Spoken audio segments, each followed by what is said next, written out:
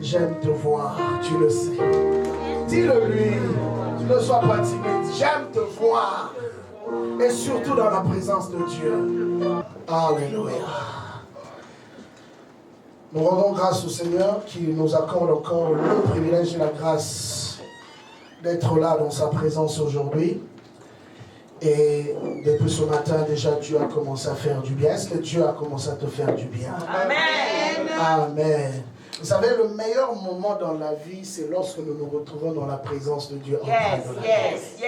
Et j'aime toujours le répéter, la seule race dans la nouvelle alliance que le Seigneur recherche et chérit, c'est la race de ceux qui sont là pour l'adorer en esprit et en vérité. Bien-aimés, ce sont des personnes auprès de qui Dieu partage son cœur. Car un adorateur sera aussi un intercesseur. Amen. Quelqu'un qui ne sait pas adorer ne saura pas bien intercéder. Mais celui qui sait bien adorer saura faire le reste. Amen. Alors ce matin, nous sommes encore en train de continuer avec notre matière que nous avons commencé depuis dimanche passé. Pour toi qui n'étais peut-être pas là avec nous dimanche passé, tu peux simplement aller sur Facebook de l'Église Temple de Dieu. Et tu pourras revoir la première partie de notre enseignement de dimanche passé, dont le thème est « Quel Christ pour cette génération ?» Amen. Quel Christ pour cette génération? Bien-aimé, il y eut 7 fils que la Bible appelle d'un sacrificateur qui était aussi exorciste. Et ces fils sont venus vers un homme qui avait des problèmes. Et cet homme avait besoin de la solution. Et eux sont venus, ils ont commencé à prendre autorité au problème. Parce que le problème qu'avait cet homme était d'ordre démoniaque. Bien aimé, ce matin, j'aimerais que tu comprennes, toi qui es peut-être si intelligent, qui est peut-être si scientifique, qui a peut-être beaucoup de diplômes, c'est que la plupart des problèmes que nous rencontrons dans la vie sont d'ordre démoniaque. Amen. Oh. Amen. Apparemment, il y a des gens qui ne sont pas d'accord. Amen. Amen, amen. Je vous dis, même si on peut trouver des noms d'ordre scientifique, mais la plupart des problèmes que nous rencontrons sont d'ordre démoniaque. Amen. Et voilà pourquoi quand la Bible parle de Christ, la Bible dit le Fils de l'homme est apparu pour faire une seule chose, pour détruire les œuvres du diable. Et ces œuvres, c'était quoi? Les maladies, les oppressions, les emprisonnements spirituels, émotionnels, physiques même, les morts. Parce que certains morts ne sont pas réellement morts. Il y a des gens qui sont morts avant leur temps. Non pas parce que Dieu voulait qu'ils meurent, mais parce que le monde de ténèbres avait programmé qu'ils puissent mourir. Et parce qu'il n'y a pas eu des chrétiens assez avisés pour prier, intercéder pour ce cas-là, la personne est partie avant son temps. Pensez-vous que quand nous parlons des résurrections, la résurrection c'est quoi? C'est simplement des personnes qui n'étaient pas destinées de mourir avant leur temps et qui sont morts. J'expliquerai cela un autre jour. La seule personne qui était destinée de mourir en ce temps-là et de ressusciter après et de vaincre la mort s'appelle Jésus. Amen. Mais le reste, c'était des personnes que l'ennemi a réussi à prendre la vie avant leur temps. Bien aimé, il y a des gens qui meurent, mais qui ne sont pas rassasiés de la vie. Il y a des gens qui meurent, mais qui ne sont pas contents de partir. Parce que ce qu'ils ont prévoyé faire, ils n'ont pas réussi à le faire. Mais qui les a empêchés de le faire? C'est parce que quelque part, nous devons être conscients que tous avons un ennemi. Et cet ennemi combat tout ce qui est notre bien-être. Il combat notre joie. Il combat notre santé. Il combat notre prospérité. Il combat notre paix. Tout ce que Dieu a destiné pour nous de glorieux, lui, il est là pour combattre cela. Voilà pourquoi la Bible, parlant de lui, la Bible l'appelle voleur. Parce qu'il a pour objectif de prendre ce qui t'appartient. Et il dit, le voleur vient pour faire une chose: détruire, voler, égorger. Il vient pour tuer. C'est ce que l'ennemi vient pour faire.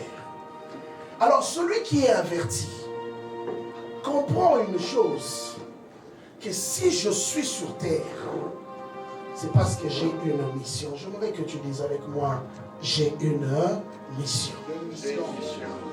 Non, dis-le encore. J'ai une mission. Je ne sens pas encore plus de conviction en toi. J'ai une mission. Quand tu comprends que tu as une mission, bien aimé, toutes les occasions sont bonnes.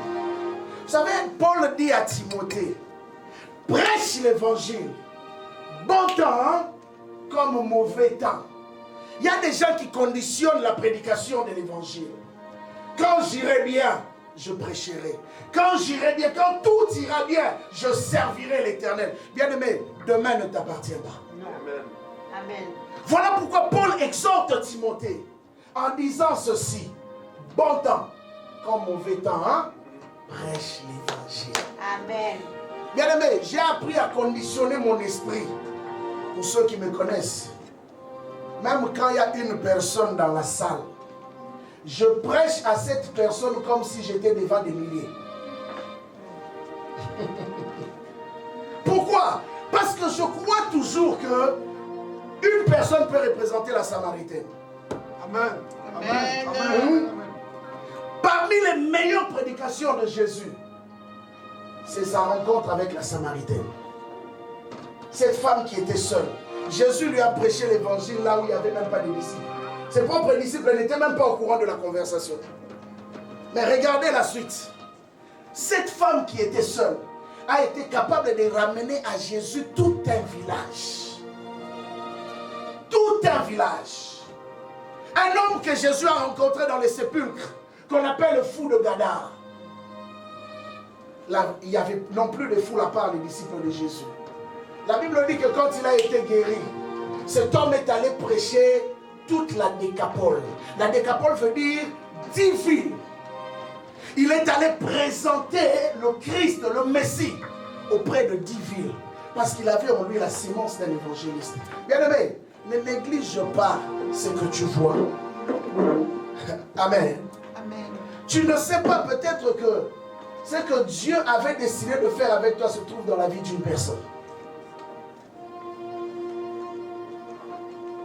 Voilà pourquoi j'aimerais te dire ce matin, si tu es ici, si tu écoutes ces choses, c'est parce que Dieu t'a appelé à accomplir une œuvre. C'est parce que Dieu attend de toi d'être cet instrument qu'il va utiliser pour affecter des vies. Bien-aimé, tu n'es pas au Canada par hasard. Tu n'es pas en ce lieu par hasard. Tout ce que Dieu fait a un objectif. Tout ce que Dieu fait a un but. Même les difficultés ou les épreuves que tu es en train de traverser, j'aimerais insister parce que je sens dans mon esprit qu'il y a une personne qui pleure dans son cœur. Et tu te poses la question par rapport à ton avenir. Je te parle ce matin. Toi qui vis ces épreuves. Toi qui pleures dans le secret. Même à toi. Si Dieu a permis que tu passes par là, c'est parce que Dieu a un travail à faire avec toi. Demain, à travers tes épreuves, tu seras un témoignage vivant pour les autres. Amen. Bien-aimé, la meilleure prédication, c'est ce que nous vivons. La meilleure prédication, ce n'est pas ce que Paul a prêché. La meilleure prédication, ce n'est pas ce que Pierre a prêché. Parce que même lui, Paul, pour commencer à prêcher, il devait faire une expérience personnelle. C'est pourquoi j'aime toujours l'introduction de Jean dans son épître. Quand il dit, ce que nous avons vu, ce que nos mains ont touché, ce que nos oreilles ont entendu, et ce que nous avons contemplé, c'est ça que nous vous prêchons. Bien aimé, si tu parles d'un Jésus qui est une histoire de Paul, de Pierre et de Jean, il restera un Jésus de l'histoire. Mais si tu prêches un Jésus que tu as eu à rencontrer un jour dans ton secret, ça devient automatiquement un témoignage. Et la Bible dit qu'ils l'ont vaincu à cause du sang et de la parole de leur témoignage. Ce que tu vis, c'est pour créer en toi un témoignage vivant. Ne pense pas que Dieu t'a oublié. Ne pense pas que Dieu a fait fi de ta réalité. J'aimerais te dire qu'en dépit de ça, Dieu est là. Tu regardes les autres, tu te dis qu'ils ont eu une meilleure vie que moi. Détrompe-toi. Aussi longtemps que tu vis encore. J'aime ce qu'Ecclésiaste dit. Il dit, un chien vivant est même meilleur, et même mieux qu'un lion mort. Aussi longtemps que tu vis, je te dis ce matin, il y a encore de l'espoir. Amen. Aussi longtemps que tu es encore debout, il y a encore de l'espoir. Dieu n'oublie pas son alliance, et encore moins ses enfants. À moins que tu ne sois pas un enfant de Dieu, ce matin nous allons te donner une occasion de devenir enfant de Dieu. Mais la vérité est que si tu vis encore, c'est parce qu'il y a une destinée qui est attachée à toi. Vous savez, la plupart des choses qui fait que Même quand la mort vient frapper à la porte de ta vie, tu n'arrives pas à mourir. Même toi-même, tu ne comprends pas pourquoi tu ne meurs pas. Bien-aimé, je vous raconterai l'histoire de l'une de mes filles ici à Montréal, qui vivait tellement des moments terribles, terribles. Alors elle avait décidé de mettre fin à sa vie. Et pendant ce temps, nous étions en prière. J'ai prié avec eux du lundi au samedi. La seule journée que je me reposais, c'était dimanche. Mais tous les jours étaient des jours consacrés à Dieu. On priait tous les jours. Je me réveillais à 4 heures du matin. Je dormais pratiquement à minuit pour me réveiller à 4 heures. Et c'était comme ça tous les jours. Alors tellement qu'elle vivait des situations compliquées, elle avait décidé de mettre fin à sa vie. Bien, vous savez, deux fois, même quand toi tu appelles la mort, hein, la mort elle-même a peur d'entrer dans ta maison. Amen. Je vous dis, elle était enceinte, un ventre ballonné. Cette femme a eu l'audace de prendre toute une boîte de Tylenol parce qu'elle en avait marre. Elle a avalé simplement pour tuer et l'enfant et elle-même. Et ce jour-là, elle n'a pas compris. Un mystère s'est développé dans son corps qu'elle-même ne maîtrisait pas. Elle a pris du poison, mais le poison a rejeté, son corps a rejeté tout ce qui était empoisonné. À peine qu'elle avait pris, son corps a commencé à réagir. Et pendant ce temps, moi j'étais en prière. Et elle a dû vomir toute la matière qu'elle venait d'avaler. Et le soir, quand on s'est retrouvés en prière, le Seigneur me donne une parole de connaissance. Et j'ai commencé à lui parler. Elle avait caché cela à tout le monde. Personne n'était au courant de ce qu'elle avait fait dans le secret. Elle voulait mourir seule, tranquillement et partir. Bien, mais tu ne peux pas résoudre un problème en voulant fuir cela. Parce que le problème que tu fuis aujourd'hui, tu rattraperas un jour sur un autre chemin. Et sous une autre forme. Et avec puissance. Au fait, tu es en train juste de retarder ta rencontre avec ce problème-là. Quand tu fais face au problème aujourd'hui, sois de ceux qui décident de résoudre le problème, même si c'est difficile. Et pendant que je lui donnais la parole, elle a commencé à pleurer. Maintenant, les gens ne comprenaient pas pourquoi elle pleurait. Et c'est après qu'elle a commencé à confesser devant tout le monde. Et tout le monde qui la connaissait, une belle jeune fille qui a décidé de mettre sa vie en arrêt. Simplement parce qu'elle en avait marre. Mais pour elle, heureusement qu'il y avait Jésus. J'aimerais que tu dises ce matin, heureusement pour moi, il y a Jésus. Heureusement pour moi, il y a Jésus. Et Jésus a dit stop. Ce n'est pas encore le temps pour toi de mourir. Et elle vit jusqu'à présent. Et aujourd'hui, quand je regarde la belle jeune fille qu'elle-même voulait tuer, je me dis, mon Dieu, quelle perte allions-nous connaître? Une fille très belle, très athlétique. Moi, j'ai dit, c'est celle-là que tu voulais tuer vraiment. Par moments, elle-même rit d'elle. En réalisant qu'elle a voulu faire la plus grande erreur de ta vie. Bien aimé, quelqu'un a dit une chose un jour que j'ai beaucoup aimé. Quand tu es dans le noir, ne prends pas des décisions. Amen. Quand tu es dans le noir, ne prends pas des décisions. Parce que le jour où la lumière s'allumera, tu regretteras de certaines décisions que tu auras prises.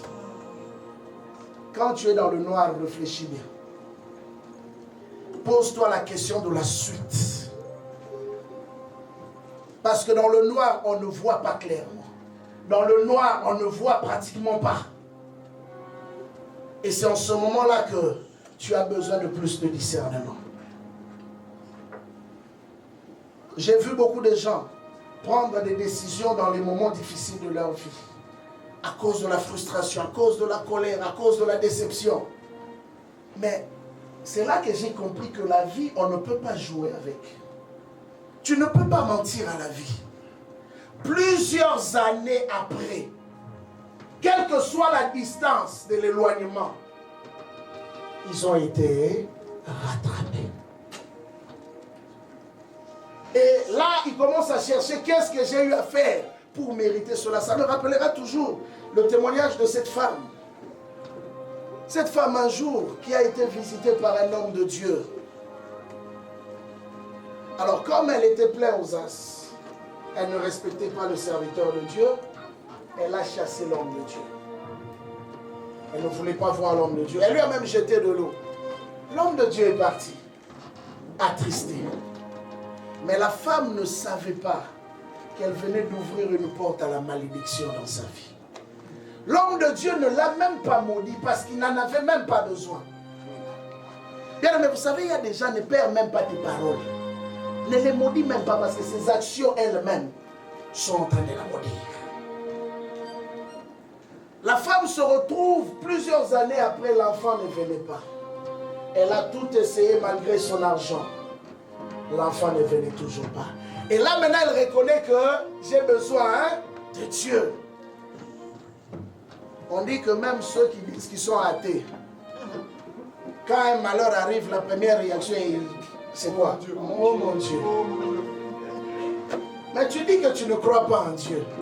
Mais pourquoi quand les malheurs frappent, tu dis oh mon Dieu? Parce que Dieu n'existe pas. Pourquoi tu cries oh mon Dieu? Et qu'est-ce qui se passe? Le deuxième homme de Dieu vient visiter. Et pendant que l'homme de Dieu s'apprêtait avec toute son onction et toute sa bonne volonté de prier pour elle, en levant les mains, Dieu lui dit stop. Et lui ne comprenait pas pourquoi. Et qu'est-ce que Dieu va lui dire? Il dit pose-lui la question. Qu'est-ce qu'elle a eu à faire un jour dans sa vie? Alors, Dieu, vous savez, Dieu de fois fonctionne par des énigmes. Il ne te dit pas exactement, tu es serviteur de Dieu, mais il te parle en parabole ou en te donnant juste des indices. Tu vas comprendre ça dans la suite. Et lui aussi s'arrête, il pose la question. Dieu m'interdit de prier pour toi. Mais il me dit de te poser une question. Qu'est-ce que tu as eu à faire un jour dans ta vie qui a occasionné ces choses? Et la femme ne se retrouvait pas. Et vous savez, souvent, ce genre de péchés, c'est des péchés qu'on oublie. Elle a oublié la cause de son malheur. Et là, on commence à chercher que papa est sorcier. Maman est sorcière. Ma famille est ceci ou cela. Mais on a oublié aussi que les actions que nous avons eues à poser. Et du coup, comme la femme ne se retrouvait pas, alors Dieu ouvre les yeux de l'homme de Dieu. Et Dieu lui explique maintenant, voici la cause de son malheur. Bien-aimé, quand l'homme de Dieu a commencé à parler à la dame, en lui disant, voici un jour, un homme de Dieu est venu chez toi. Et tu lui as fermé la porte en lui jetant de l'eau, en proférant même des paroles d'injures contre lui. C'est depuis ce jour-là que la malédiction est entrée dans ta maison. Bien-aimé, ne blaguez pas avec ce qui est sacré. Amen. Amen. Ne respecte pas un serviteur de Dieu parce qu'il a une veste. Il peut manquer de veste ou une voiture. Il peut manquer des millions, toi tu as des millions. Mais une chose est sûre, il porte quelque chose que tu n'auras jamais. Il a une alliance avec Dieu. Et cette alliance, le jour où tu touches à cela, Dieu lui-même se lève contre toi. Ce n'est même pas Satan. Vous savez, il y a des gens qui ne sont pas maudits par Satan. Il y a des gens qui ne sont pas maudits par leur lignée familiale. Souvent, on prêche en disant les liens de famille, les malédictions familiales, ainsi de suite. Mais j'aimerais te dire qu'il y a des personnes qui sont maudites par Dieu lui-même. Et sachez-le, qu'un homme qui a été maudit par Dieu, je ne sais pas pourquoi je parle de ça. C'était même pas mon message. Un homme qui a été maudit par Dieu, sachez-le, il n'y a personne, même la prière du pasteur Noé, gênant 80 jours pour toi, ne pourra jamais ôter cette malédiction. Je peux vous donner encore un autre exemple. Un homme de Dieu travaillant sous un autre homme de Dieu. voyant que Dieu commençait à l'utiliser puissamment, il ressuscitait même les morts, il guérissait les malades. Et son père spirituel commençait à vieillir et à se fatiguer, mais c'était un homme que Dieu a eu à utiliser aussi puissamment. Alors, voyant qu'il pouvait voler de ses propres ailes, l'homme a commencé à manquer du respect à son père spirituel. Il a commencé à considérer son père spirituel comme étant rien. Bien aimé. Mais ce père spirituel-là était assez particulier parce que lui, quand il était fâché, il livrait les gens à Satan. C'est biblique. C'est pas anti-biblique. Paul l'a fait. Mais lui, quand on badinait, il appelait toute l'église. Levez vos mains. Vous voyez, serviteur intel, à partir d'aujourd'hui, nous le livrons à Satan. Et bien aimé, je vous dis, ce n'est pas de la blague. L'homme dont je vous parle, je l'ai côtoyé, je l'ai vu ici au Canada. C'est l'ombre de lui-même. Ce sont des personnes qui, quand nous, on n'était même pas dans l'évangile. Vous savez, il y a de ces personnes qui vous impactent même étant païens. On entendait parler de lui. Des choses qu'il faisait avec Dieu. Et comment Dieu l'utilisait.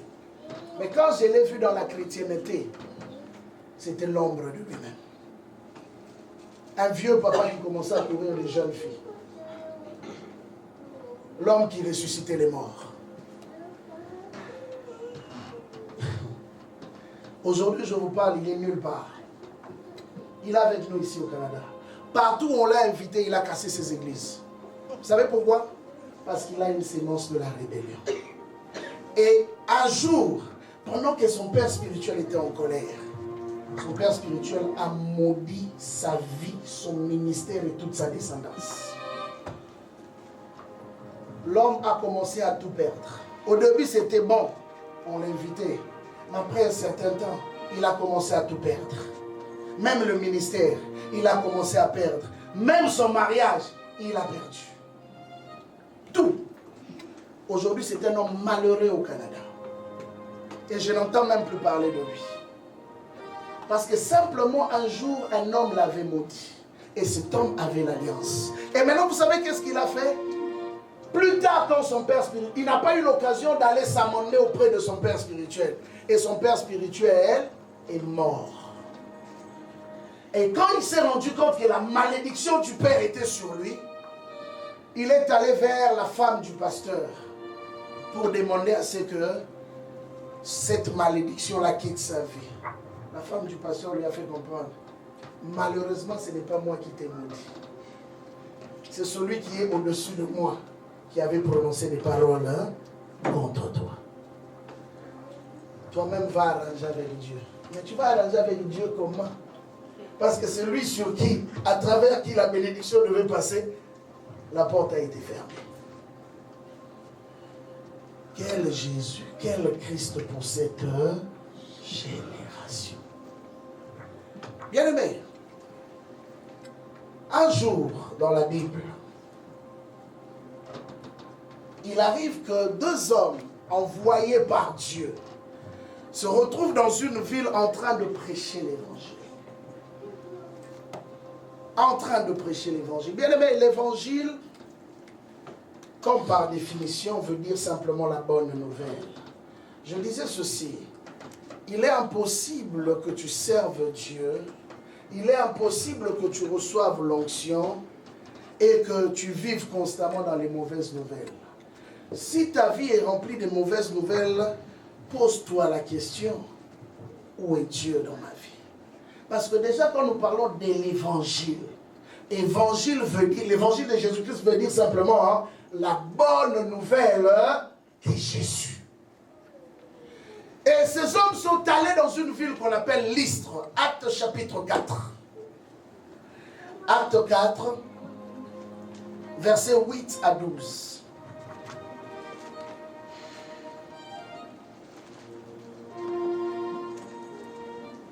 Paul et Barnabas. La Bible dit ceci. À Lystre se tenait assis un impotent de pied, boiteux de naissance, et qui n'avait jamais marché. il écoutait parler Paul. Et Paul, fixant les regards sur lui et voyant qu'il avait la foi pour être guéri. Bien aimé, cette partie, j'aimerais vraiment que tu soulignes ça dans ta Bible. Cet homme écoutait parler Paul. Et Paul prêchait l'évangile. Il prêchait la bonne nouvelle de Jésus-Christ. Et plus Paul prêchait, l'homme croyait que ce que Paul disait était la vérité et cela allait s'accomplir dans sa vie. Il faut comprendre que il y a certaines choses que Dieu fait dans nos vies simplement à cause de la foi que nous avons. Amen. Amen. Si tu n'as pas la foi, il y a certains miracles qui ne prendront pas place dans ta vie. Amen. Tu peux venir à l'église. Un frère, notre frère Papi hier a posé une question très importante. Et ma réponse était simple pour dire que Jésus nous enseigne en disant que ne vous bornez pas à écouter simplement la parole. Mais au contraire, attelez-vous à la mettre en pratique. La force de l'évangile, c'est lorsque nous sommes capables de croire que ce que Dieu dit, il a les pleines capacités pour les manifester dans notre vie. Amen. Amen. Bien aimé, le miracle ne prend jamais place dans la vie d'une personne. La guérison n'arrive pas si tu ne crois pas. La Bible dit, si tu crois, tu verras la gloire de Dieu. La Bible dit qu'il était un impotent. Il n'a jamais marché. Vous savez, il y a des personnes qui ont marché, mais qui ont connu des accidents. Hein? Après, ils ont perdu l'usage des pieds. Mais lui, il n'a jamais marché. Donc, ça veut dire scientifiquement que ses os n'ont jamais pris une forme qui lui permet de se tenir même debout. Donc, dire qu'il n'a jamais marché, ça veut dire qu'il ne s'est jamais tenu debout. Mais, quand il écoutait l'évangile, quand il écoutait la parole de Dieu, bien aimé, il a commencé à développer en lui une foi par rapport à sa guérison. Vous savez, il y a des personnes qui iront au ciel, mais qui ne vivront pas certains bénéfices de l'évangile. Vous savez pourquoi? Parce qu'il y a certaines dimensions de choses que Dieu peut faire dans lesquelles eux ne croient pas. Si tu ne crois pas que Dieu peut guérir, bien aimé, tu iras au ciel, mais tu mourras avec ta maladie. Si tu ne crois pas que Dieu peut changer certaines situations, bien aimé, tu mourras comme ça. Tu iras au ciel, mais avec ton problème.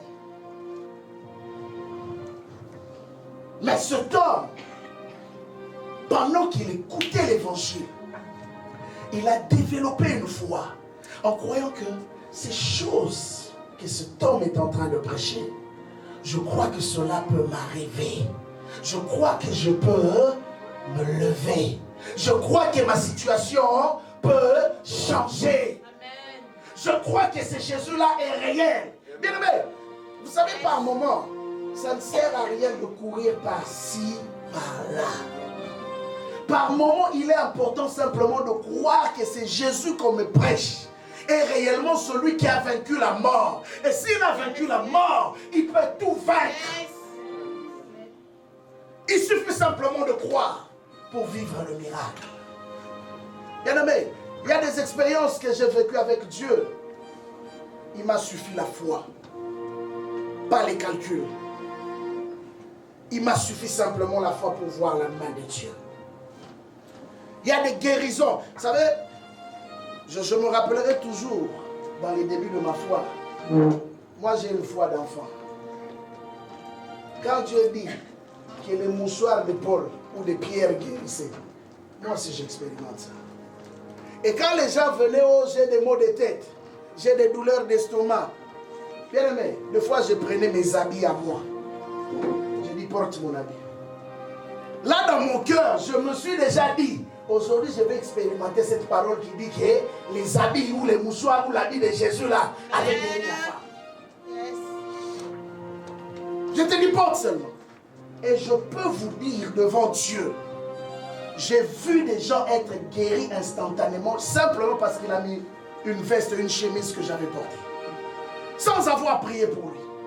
Mais parce que moi qui lui ai dit de porter cette veste, je croyais que la puissance de Dieu était capable de se déporter même à travers quelque chose que j'avais. S'il l'a fait avec Pierre, il peut le faire avec moi. Amen. S'il l'a fait avec Paul, il peut le faire avec moi. Si leur ombre pouvait guérir. Mais tu crois quand tu lis dans la Bible que l'ombre de Pierre guérissait. Mais quand on te dit que l'ombre du pasteur Noé guérit, tu dis, sûrement ça doit être, il a touché à quelque chose. Hein? Toi qui es trop intelligent. Une fois bien calculé. Bien aimé, ces choses sont réelles.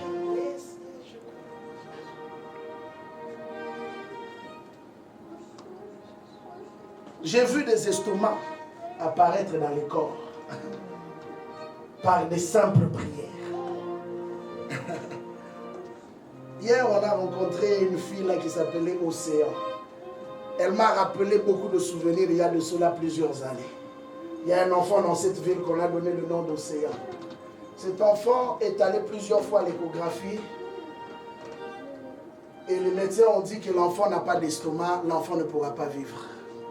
Et la femme est venue me voir en pleurs. Et puisqu'on lui avait dit que Dieu m'utilisait, elle a cru. Elle est venue comme un enfant et dit, homme de Dieu, on m'a dit que l'enfant là ne vivra pas. Il faut même que j'avorte. Parce que ils ont checké, ils ont rechecké, ils ont rechecké. Et conclusion, l'enfant n'a pas d'estomac et l'enfant va mourir.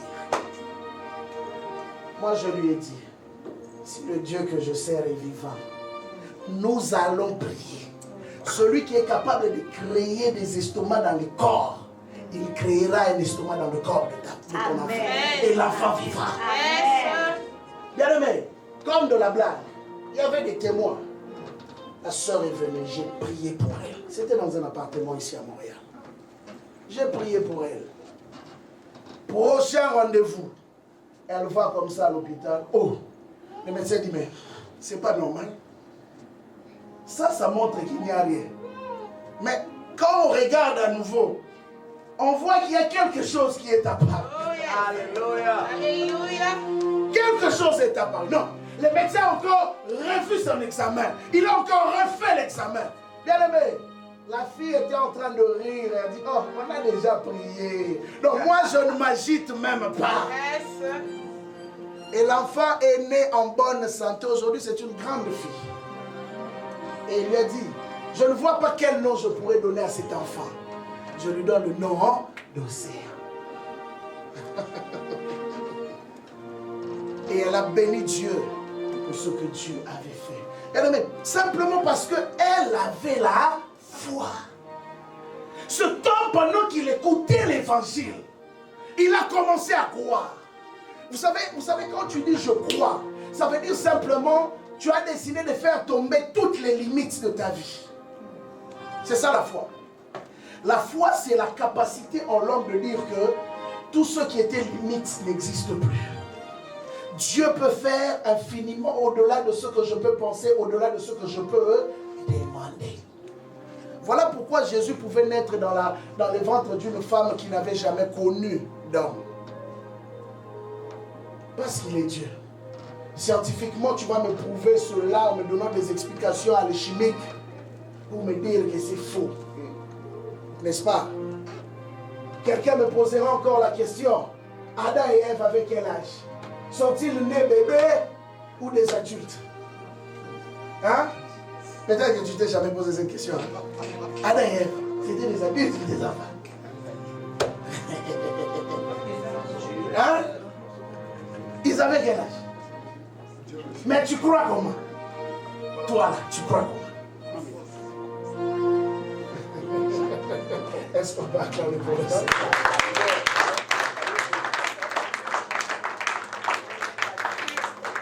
Bien aimé, il peut faire ce qu'il veut. Comme il le veut, de la manière qu'il le veut. L'homme n'avait jamais marché. Donc tous les systèmes où toute la science pouvait être réunie et dire que c'est impossible. Ce que j'aime avec la foi est un domaine qui transcende l'impossibilité du physique. La foi, comme a dit un pasteur que j'aime beaucoup, prier, c'est envahir l'impossible. Bien aimé, s'il y a quelque chose qui ne marche pas dans ta vie, tu as une formule, une clé, tes genoux. Prie, et pendant que tu pries, crois que Dieu est en train d'activer un mouvement. Oh yes. Pendant que tu pries, crois qu'il y a un miracle qui est en train de se passer. Pendant que tu pries, crois que Dieu est en train de toucher un cœur.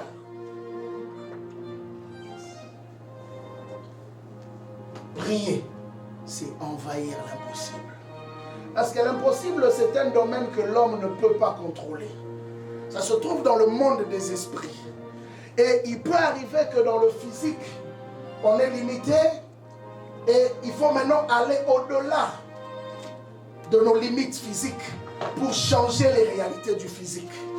Mais cela ne peut se faire que quand les hommes décident de monter en prière. Voilà pourquoi la Bible te dit, prie sans cesse. Tout ce que vous demanderez en prière, croyez que vous l'avez reçu et vous le verrez s'accomplir.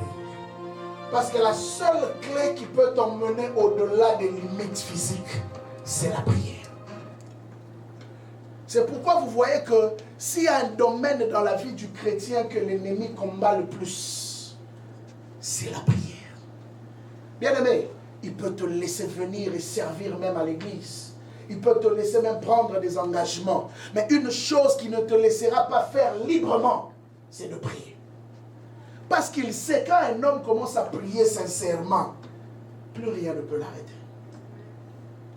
Plus rien ne peut l'arrêter. Plus rien ne peut l'arrêter. La Bible dit qu'il prêchait et l'homme regardait Paul.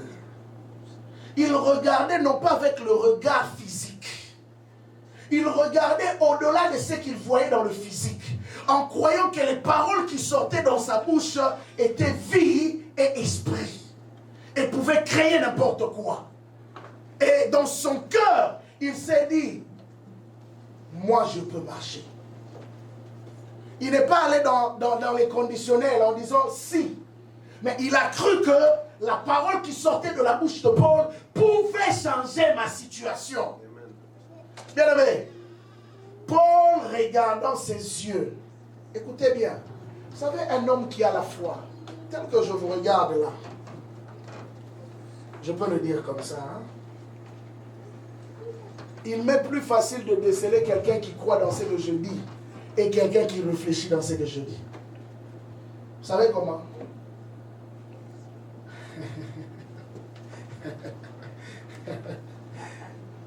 Vous savez comment? Tes yeux est le meilleur langage que tu exprimes dans ton fonctionnement humain. Vous savez, quelqu'un qui te regarde, les yeux ouverts. Et si tu es un homme spirituel, à travers ses yeux, tu peux voir que cette personne ne croit même pas dans ce que je dis. Amen. Il m'écoute, mais il ne croit pas. Et la Bible dit que Paul n'a pas eu de révélation. Écoutez bien. La Bible dit que Paul fixant ses yeux. Écoutez-moi bien. Quels yeux? Physiques. Et Paul a vu que cet homme avait la foi.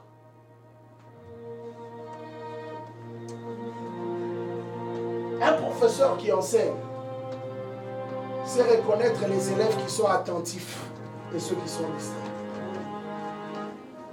Et comment il le sait?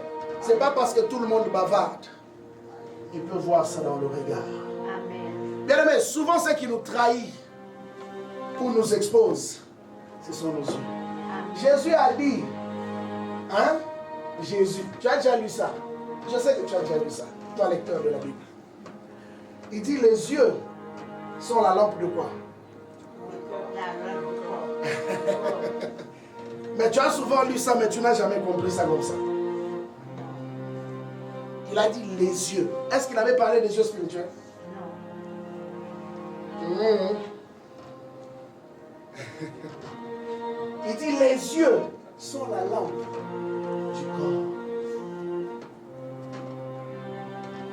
Tes yeux traduisent tout. Voilà pourquoi s'il y a quelque chose que l'ennemi cherche à tuer, la preuve, la première des choses qu'on a eu à faire quand on a attrapé Samson, on a tué quoi? Bon, tu peux me traduire ça, hein? Toi, homme spirituel, tu peux me dire que c'est sa vision, hein? Comme tu veux, hein? Ça, c'est ton interprétation. Mais mon interprétation est celle-ci. Ce sont ses yeux physiques qui ont été tués. Pourquoi?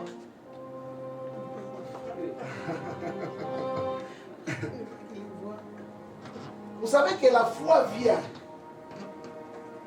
de foi, pas seulement de ce qu'on entend, hein? De foi de ce qu'on voit. Oh. Amen. Amen. La Bible dit que quand les gens ont vu le miracle que Dieu accomplissait par les apôtres, ils ont fait quoi? Hein? Est-ce qu'ils ont entendu le miracle? Non. Ils ont vu. Dieu fonctionne dans les sens du corps humain. Dans le corps, on a 5 sens. Et chaque sens a son importance. Et parmi ces sens, il y a la vue.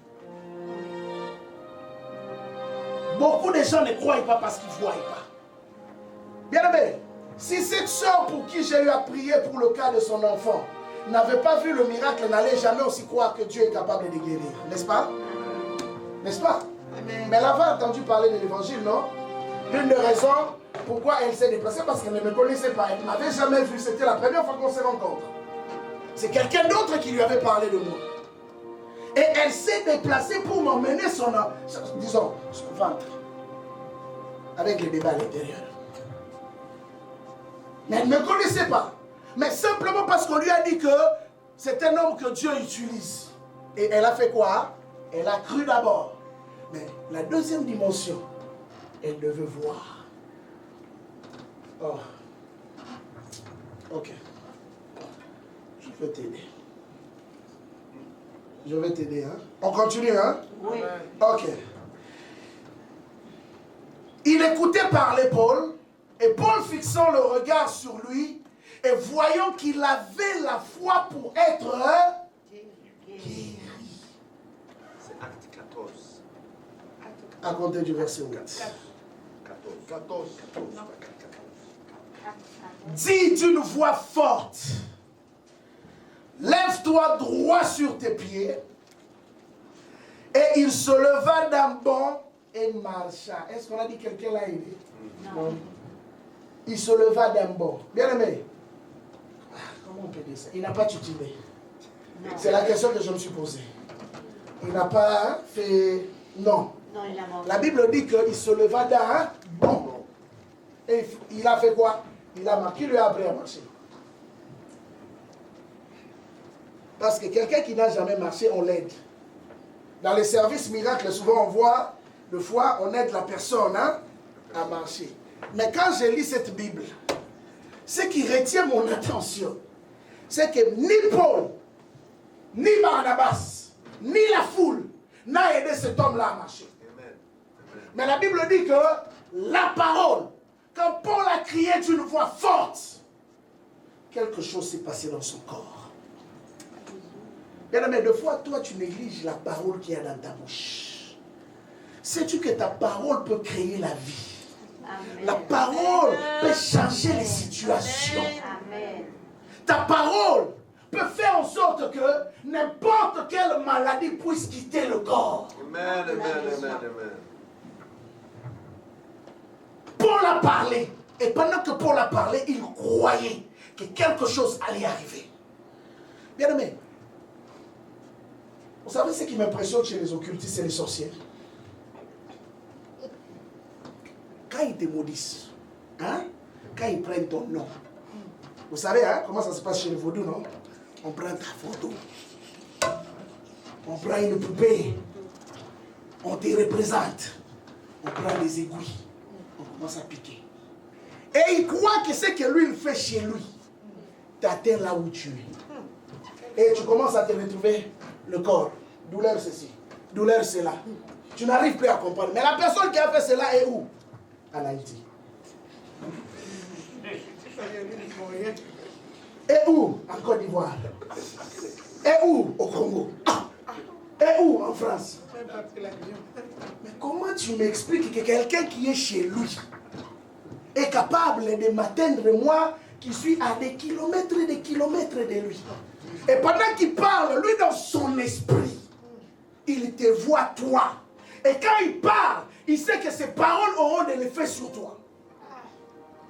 Ah, bien-aimé, si des gens qui travaillent avec une créature sont capables de croire à la puissance de la créature, et toi qui travailles avec le Dieu vivant, le créateur, crois que cette Jésus, il est capable de le faire.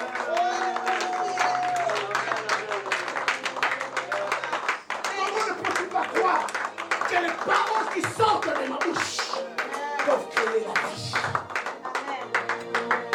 Amen. Bien aimé, la Bible dit, Paul n'avait pas besoin de réfléchir. Vous savez, par moment, tu n'as pas besoin d'avoir des hommes intelligents à côté de toi. Parce que les hommes intelligents t'amènent à réfléchir. Amen, amen, amen. Et vous savez, quand on réfléchit aussi trop, on perd la foi. Amen, amen. Yes. Yes. Oh, tu vois, selon la conjoncture, La logique. on vient de la Covid, et puis après l'Ukraine, et la Russie, et puis la crise économique. Frère, je vais te dire, au ciel, il n'y a pas de crise économique. Hein? Si tu n'étais pas au courant, si chez toi il y a crise, au ciel, hein, ça n'existe pas. Au contraire, j'aimerais te dire, c'est pendant les temps de crise que Dieu visite encore abondamment son peuple.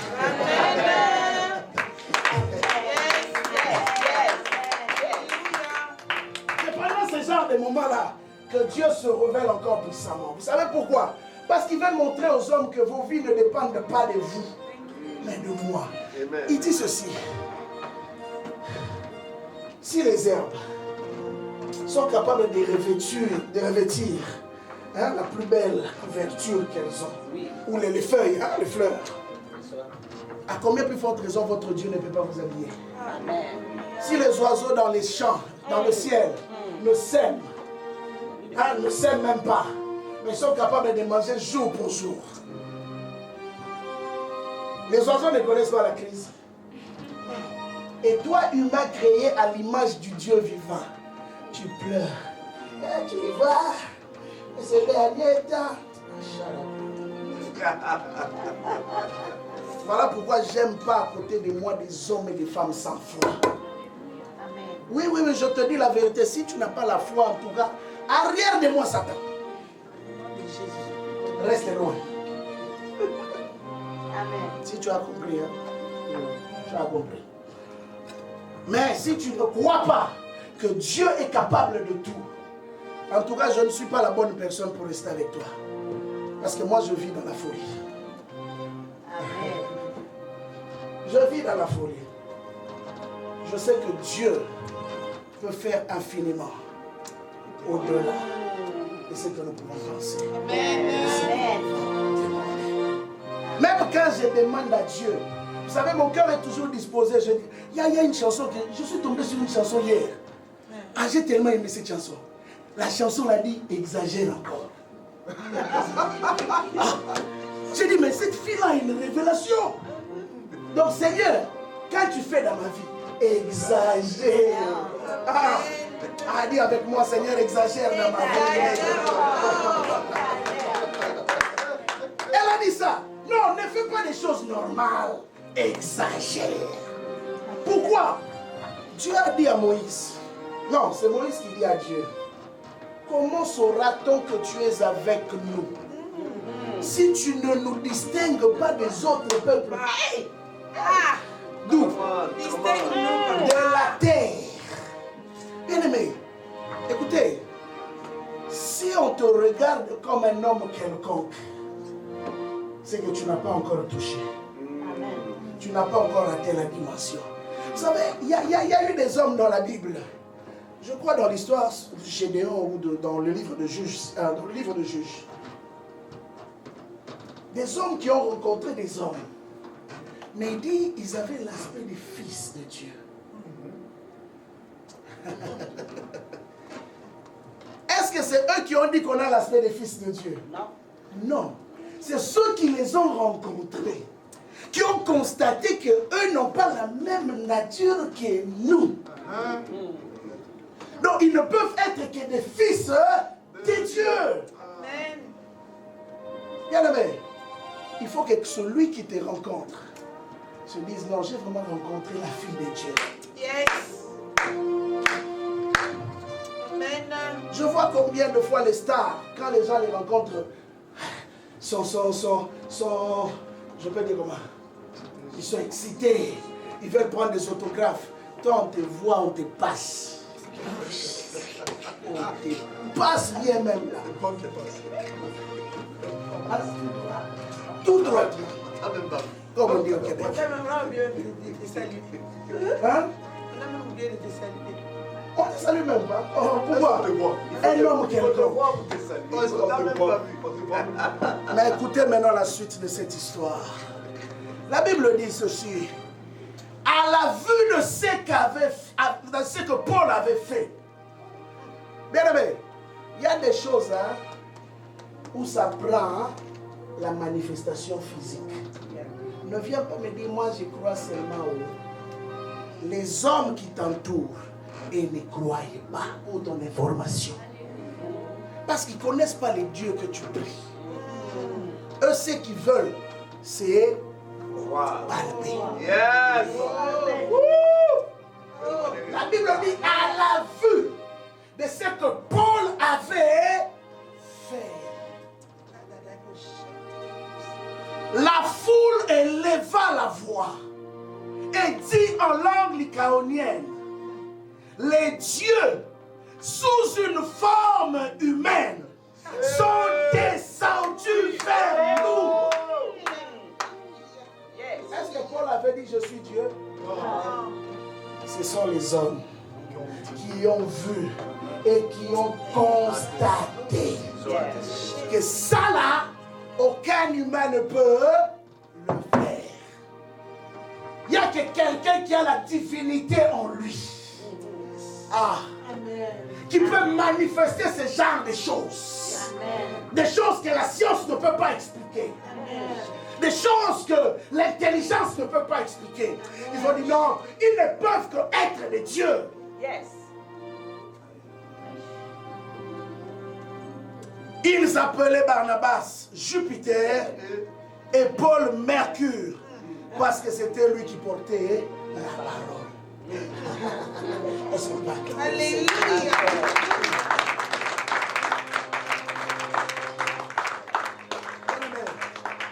Refuse de prêcher l'évangile stérile. Refuse de représenter un Dieu, comment je peux dire, un Dieu de l'école des dimanches.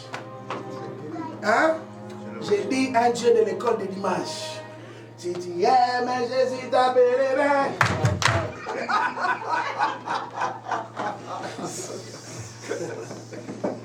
Vous connaissez ça? Je vais rappeler ça. Refuse de rester juste là. Le Jésus que nous prêchons, ce n'est pas un Jésus qui est resté au ciel. C'est un Jésus qui est descendu sur la terre et qui s'est choisi des corps. Alléluia. Il a habité et il habite dans ces corps pour que ces corps deviennent ses représentants légaux sur cette terre. Amen. Amen. Bien aimé, ils ont reconnu, ils ont dit, les dieux ont pris la forme humaine et sont descendus vers nous. C'est cette église que Montréal a besoin. Bien aimé, ce n'est pas un Dieu de l'histoire. Vous savez, les réunions, tout le monde le fait. Tout le monde le fait. Les cultes, tout le monde le fait. Mais lance-toi maintenant, temple de Dieu, un défi. Que mon culte ne soit pas un culte ordinaire. Que mes services ne soient pas des services ordinaires. Que ma vie, dis avec moi, ma vie ne soit pas une vie ordinaire.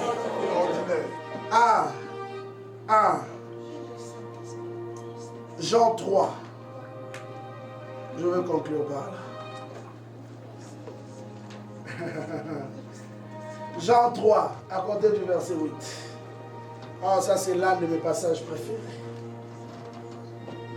Là où Jésus a révélé l'un des plus grands mystères de notre ère. Il dit ceci. Verset 8. Le vent souffle où il veut. Et tu entends le bruit.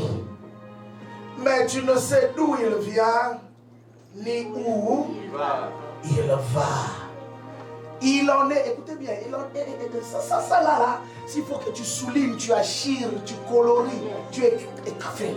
Il dit, il en est ainsi de tout homme qui est né de quoi? Donc tu deviens comme le vent. On ne sait d'où tu viens, où tu vas. Cela veut dire simplement ceci. Celui qui naît de l'esprit devient un mystère. Un mystère, on ne sait le comprendre. Un mystère, on ne sait le maîtriser. Un mystère, on ne sait le capter.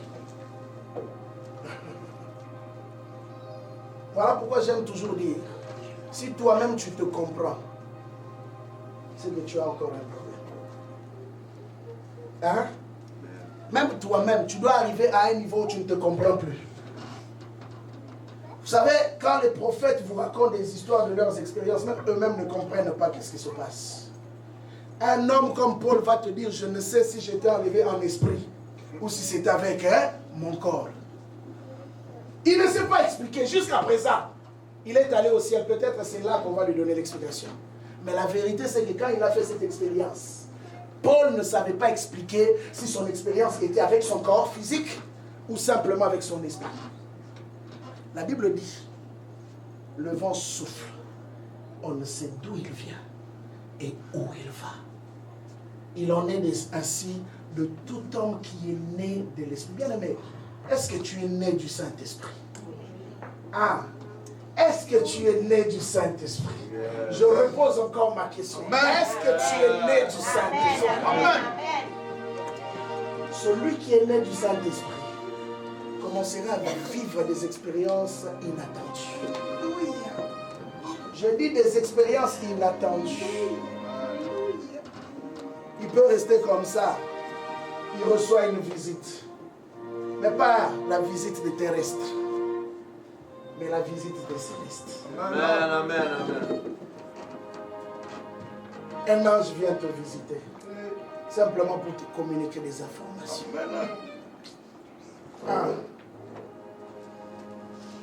Je prie que Dieu ouvre cette dispensation dans cette église. Amen. Pendant que je parle, je sens l'atmosphère en train de changer. Au nom de Jésus.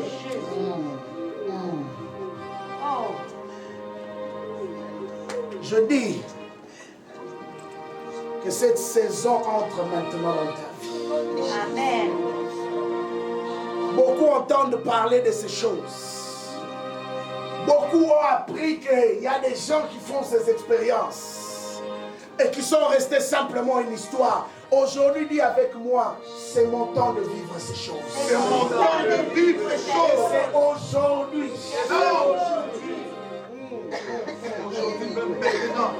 Bien aimé, dans le Nouveau Testament, les anges ont visité les hommes plus que dans l'Ancien Testament. Dans le Nouveau Testament, la dispensation de l'Esprit était plus forte que dans l'Ancien Testament. Car la Bible dit, dans le dernier jour, je répondrai de mon esprit. Oh, ce n'est plus la même chose. Nous sommes dans une nouvelle saison, dans le régime de l'Esprit. Oh, quelque chose est en train de se passer. Quelque chose est en train de se passer en ce lieu. Quelque chose est en train de se passer en ce lieu. Pendant que je suis en train de parler, le Saint-Esprit est en train de shifter l'atmosphère en ce lieu. Bien-aimé, lève ta voix, commence à prier.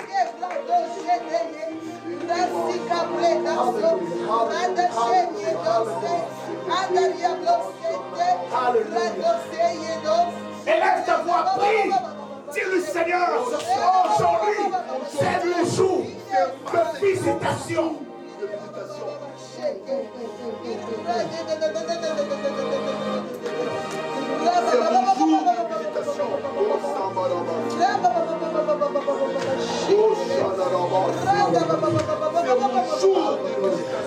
Si tu pries en langue, élève ta voix, prie, prie, prie, sature ce lieu de ta prière. Sature ce lieu de ta prière. Sature ce lieu de ta prière. Hey, la Bible dit, si tu as soif, viens boire. Alléluia. Alléluia. La puissance de Dieu est descendue ce matin. La puissance de Dieu est dans ce lieu. Alléluia. Alléluia. Alléluia.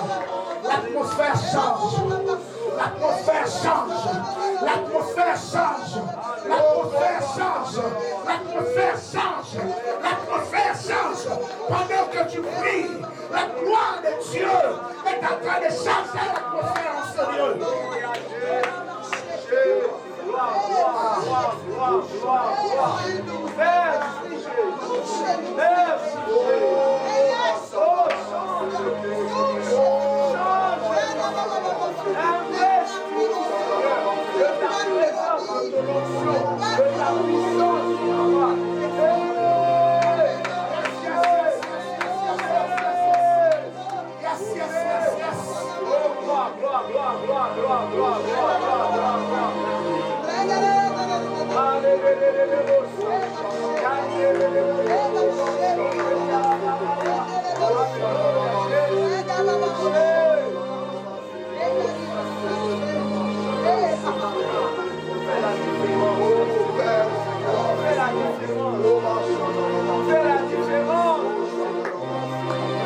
Lève-toi de là où tu es, lève-toi de là où tu es. Continue à prier, lève-toi, lève-toi, lève-toi, lève-toi. Ne reste pas assis, continue à prier.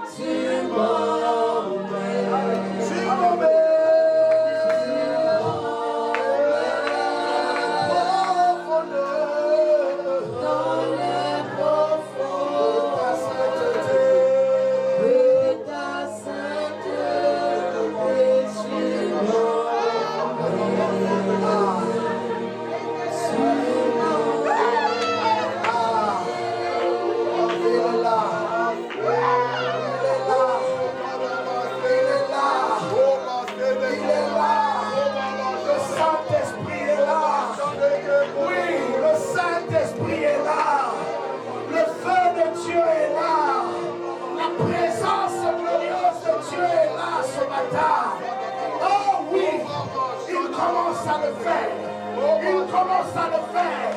Il commence à le faire. Alléluia.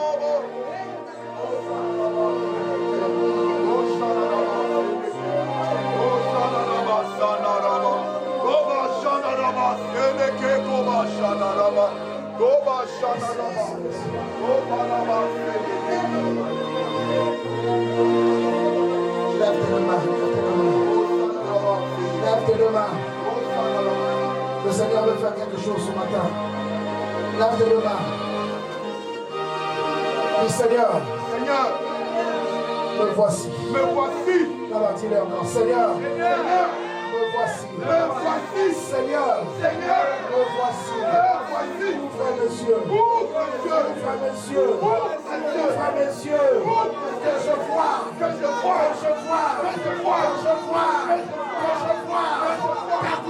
Ta gloire. Touche-moi. Par ta puissance. Aujourd'hui est un nouveau jour. Aujourd'hui est un nouveau jour. Reste calme. Ça se passe maintenant. Oui, la main de Dieu est en train de circuler. La main de Dieu est en train de circuler dans la salle. La main de Dieu est en train de circuler dans la salle. La main de Dieu est en train de circuler dans la salle. Oui, il touche maintenant. Le feu de Dieu est en train de s'allumer en ce lieu. Maintenant, reçois la puissance de Dieu. Reçois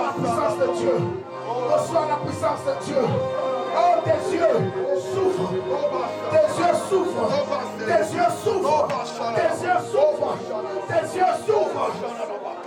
Comment savoir?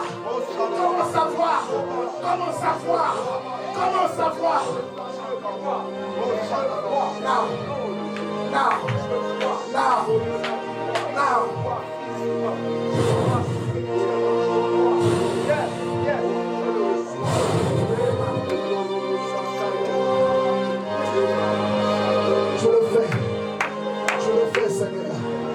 Je le fais, Seigneur. Je lève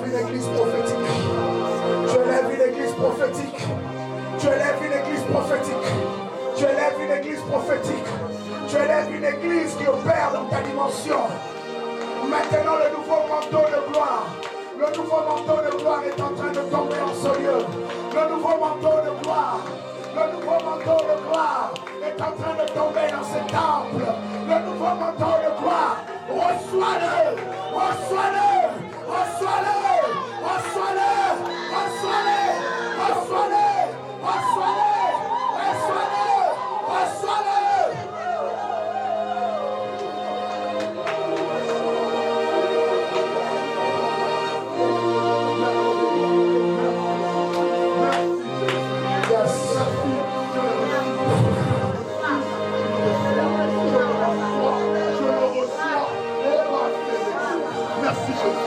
Merci Jésus.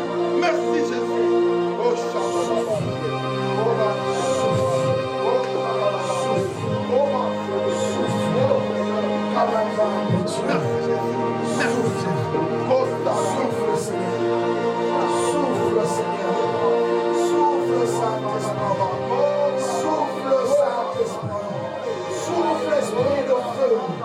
Souffle encore une nouvelle dimension.